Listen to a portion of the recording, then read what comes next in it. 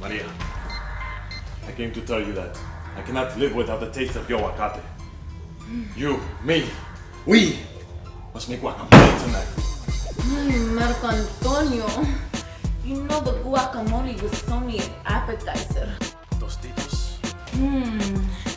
Excellent. Uy.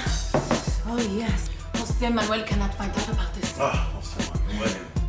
Especially here in la Cocina Dramatica. No, don't do it. No. ¿Pero qué carajo está pasando aquí? Jose Manuel! What are you doing here? What am I doing here? What the hell were you doing down there? And who the hell is this imposter chef? I'm Marco Antonio, and I will hurt you. I will kill you, you little chalupa. No! Jose Manuel, no! Marco Antonio, no! Jose Manuel, no! Marco Antonio, no!